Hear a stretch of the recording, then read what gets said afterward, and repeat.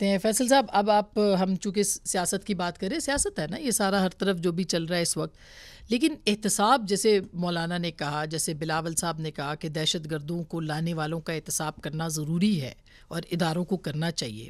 میاں صاحب بھی یہی بات کر رہے ہیں، وہ کہہ رہے ہیں جنہوں نے سیاسی دہشت گردی کی ہے ان کا بھی احتساب ضروری ہے. ممکن ہوگا یہ؟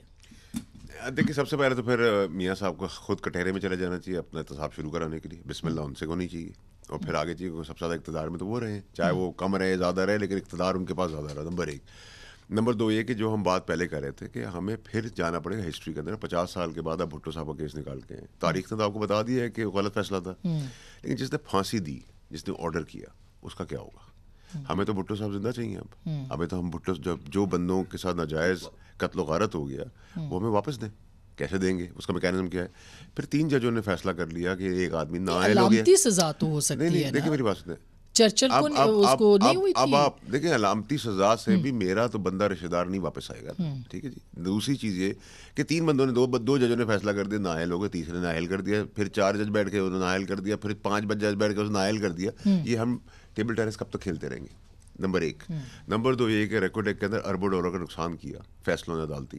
آپ نے وہ اربوں روپے کون بھرے گا اس ملک کے؟ وہ بھروانے ہیں. نسلا ٹاور آپ نے گرا دیا.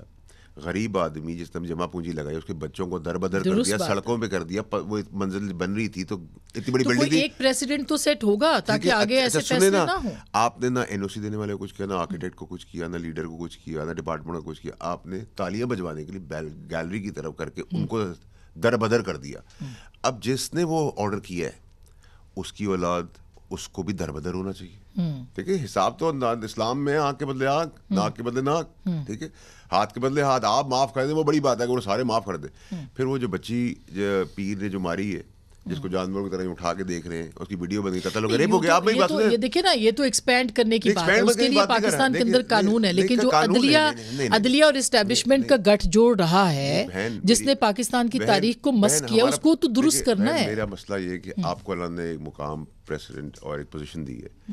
ہم یہ بات نہیں کر سکتے. قانون تو اس ملک کے اندر باندھی ہے. قانون تو کوئی ہے ہی نہیں نا. کانسٹیٹیوشن کے اندر آپ نے بھٹو صاحب قتل کیا، اس کا جواب کون دے گا؟ سمبولکلی آپ کہہ رہے ہیں کہ آپ ماضی صاف کرنے پہ لگے ہوئے، پہلے آج کا حال تو ٹھیک کر لیں. وہ بھی کریں گے کیسے؟ 11 مہینے تھے کہ یہ سب کچھ کس لیے ہو رہا ہے کہ فائزہ صاحب آگے امید سب لگا کے بیٹھ گئے ان سے، اور وہ 11 مہینے کے لیے آئے ہیں. 2 مہینے 3 مہینے ہو گئے ان کو. اللہ ان کو کامیاب کرے. لیکن مجھے ایک بتا ہے، ایک آدمی نے ایک بہت ہی محترم تاریخی فیصلے کرتے ہیں، ان کی تاریخی فیصلوں کی ایک ہسٹری ہے کہ پاکستان تاریخ میں چلا گیا.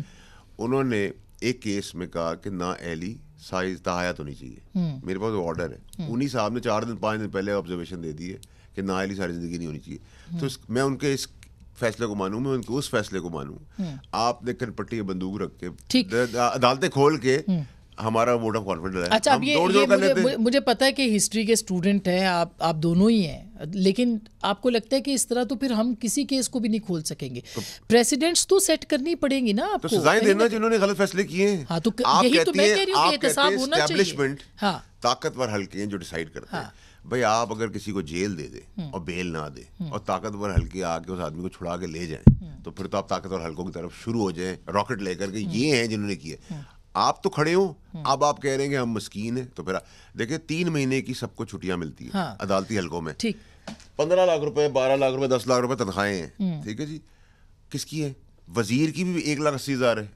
ٹھیک ہے. Prime minister. اب دیکھیں اب یہ بھی صحیح بات ہے، آپ کی بات یہ بھی درست ہے، مگر ہم سلیکٹیو اس کے اوپر بات کرتے ہیں. کچھ تو مقدس گائے ہیں جن کو ہم ٹچ بھی نہیں کر سکتے نا. میں آپ کو یہی کہہ رہا ہوں نا، ان کا تو ہم احتساب ہی نہیں کر سکتے. اچھا، پھر آپ ایلیٹ کے لیے روز عدالتیں کھول لیتے. ٹھیک ہے. آج میاں صاحب کی باری آ گئی ہے. تو میاں صاحب کو جو چور کروایا آپ نے اپنے عدالتی فیصلوں میں، تو کیا آپ کے گھر کے باہر جا کے آج بورڈ لگایا کوئی؟ یہی تو بات ہے، یہی تو میں پوچھ رہی ہوں. آج عمران خان صاحب کو سزائیں دے رہے ہیں، تو کل ایسا تو نہیں ہوگا کہ پھر وہ سزاؤں پہ آپ کھڑے نہیں رہیں گے. یہ امپورٹنٹ بات ہے.